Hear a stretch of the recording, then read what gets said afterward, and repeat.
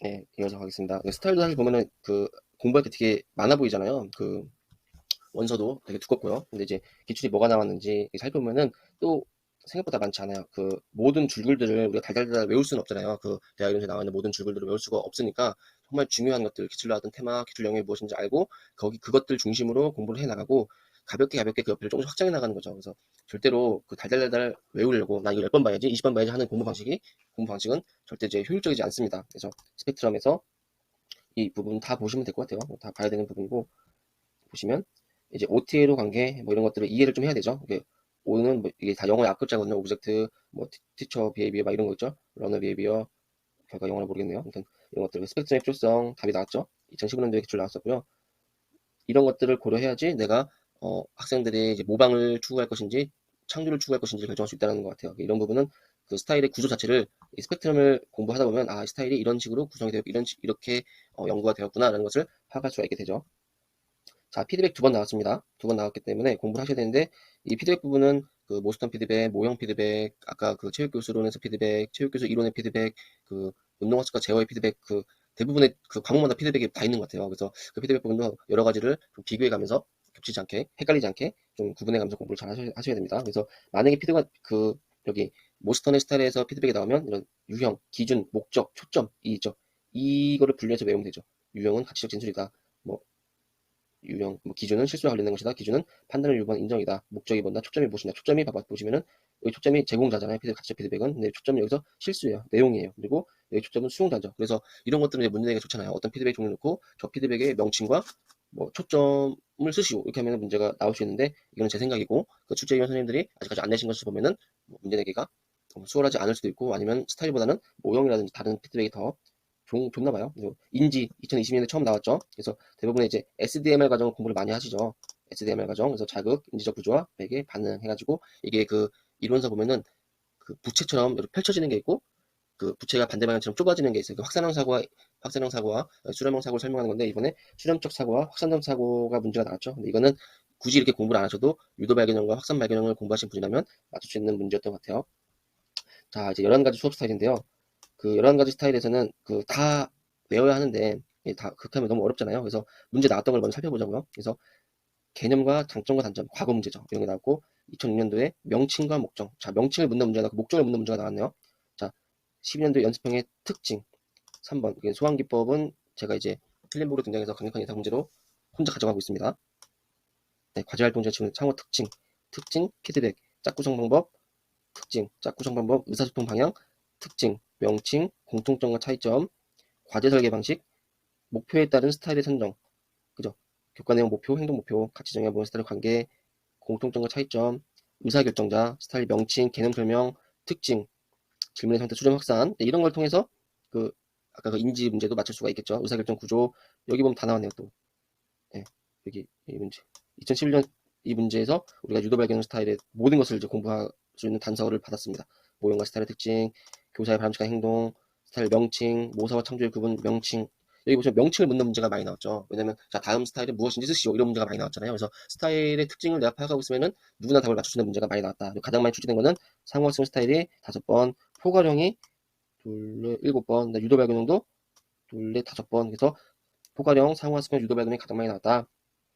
자, 봅시다. 그래서 이게 여러분 서브노트를 만들면 좀 좋은 점은 이렇게 좀 자기가 핵심적인 것을 좀 줄여서 그것 중심으로 좀 공부를 많이 할 수 있는 장점이 있는 거죠. 그래서 구조. 항상 모든 스타일에서 이 의사결정 구조, TTTTL 표 있죠? 그거는 그냥 외워버리면 아주 편하죠. 외워야 합니다. 네. 특징, 이런 정확한 수행, 그리고 교사와 학생 역할을 구분해서 외우시면 됩니다. 그 다음에 이제 여러 가지 것들 이제 키워드로 가져갈 수 있는 거, OTL이 높다, 과제 참여 시간이 많다, 이런 것들 외우시면 되고요. 발달 경로 제가 아까 앞에서 말씀드렸지만, 모형에서 학습 영역 우선순위가 문제가 나오고 있으니까 스타일에서 발달 경로에 대한 문제가 나도 전혀 문제 이상하지 않거든요.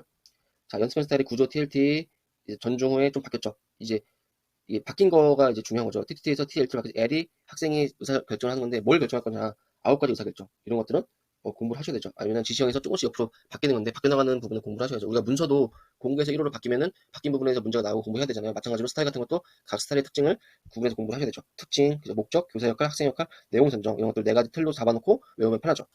그다음에 이제 연습형만의 특징, 과제 활동지, 회상 기법. 이건 제가 이제 예, 이건 소환기법, 회상기법이라고 하는데, 이건 제가 강력한 기출 예상 문제로 꼽고 있는 겁니다. 학생 초대 전략 이런 것들은 한번 원서를 찾아보셔야 됩니다.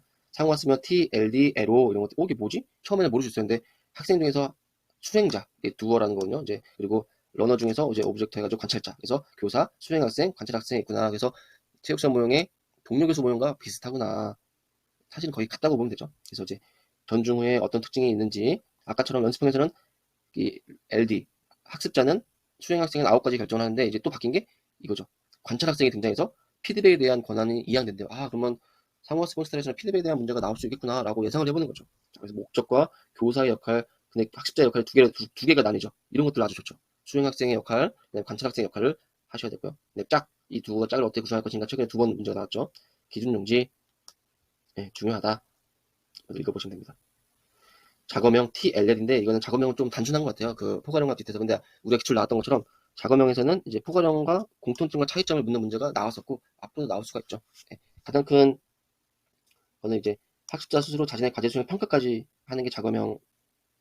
그리고 시작 수준을 선택하는 게 포괄형이고 그 두 가지를 잘 구분해서 보시면 됩니다. 그리고 특징은 항상 목적, 교사 역할, 학습자 역할, 과제 설계 방법. 그래서 모스턴 스타일의 특징은 교사 역할, 학생 역할, 목적, 과제 설계 이 네 가지 큰 틀로 공부를 하시면 편하죠. 저는 이런 것도 문제 나올 수 있을 거라 생각해요. 자기점검의 스타일은 체조 같은 것들은 내가 하기가 어렵잖아요. 움직임의 질을 보는 것들은. 근데 뭐 팔굽혀펴기, 턱걸이, 개수 이런 것들은 할 수 있기 때문에 이런 것들은 문제를 쉽게 낼 수 있을 것 같은데 예, 우리 같이 이제 평민이 이제 생각하는 거는 우리 기출 내는 선생님들이 생각하시 너무 쉬워 보일 수도 있겠죠.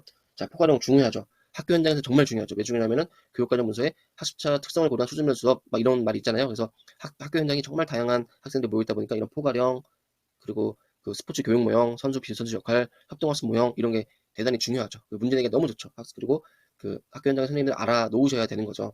저도 정말 학교 가서 그 남녀 공학을 처음 다녀봐요. 전 남중남고 체대인데 그 참 어렵더라고요 처음에. 근데 이제 계속 고려하고 아이들을 생각하다 보니까 조금씩 나아지고 있는 것 같아요. 그리고 한 가지 팁을 드리면 저는 이제 학교 수업할 때 애들한테 학생들한테 기능 수준 그런 말을 쓰지 않습니다. 잘하는 사람 못하는 사람 이 말을 안 써요. 애들 기분 나쁠까 봐. 뭐라고 하냐면 경험이 많은 사람, 경험이 적은 사람이라고 씁니다. 이게 같은 말 같지만 기능 수준은 정해진 값 같고 경험은 내가 뭐 나의 환경에 따라 살 수도 있고 못할 수도 있는 거잖아요. 그래서 선생님들도 학교 나가시면 기능 수준 뭐 잘하고 못하고가 아니라 경험을 많이 했다 못했다 이런 식으로 좀 말씀하시면 애들이 조금 덜 기분 나빠하면서 수준 말씀 하실 수 있지 않을까 싶습니다. 그리고 마찬가지 TLL 바뀐 거 그다음에 특징, 목적, 역할 그죠? 계속 목적 이렇게 나눠서 구분하면 공부하면 좋아요. 과제 설계 방법의 좀 포괄형은 그 그림이 그려져야 됩니다. 머릿속에서 경사지게 줄잡기. 근데 이것도 전통적인 반전통적인 누적 설계 나올만 하죠. 너무 나올만 하죠. 그다음에 교사는 학생의 난이도 선택에서 중립적 피드백을 해야 된다.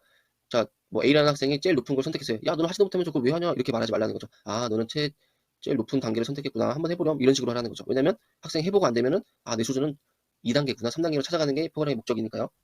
유도 발견형 많이 나왔죠. 다 보시면 됩니다. 해양 필수라고 외웠는데 이게 나왔죠. 여기 뭐야? 2019년도에 나왔죠. 네. 내용 선정 이런 것들. 유도 발견형 스타일은 내용을 잘 선택해야 되죠. 과학적 원리 이런 게 제일 좋은데 갑자기 뜬금없이 윤리적 이해 이런 게 해놓으면은 절대 유도 발견형이 될 수가 없죠.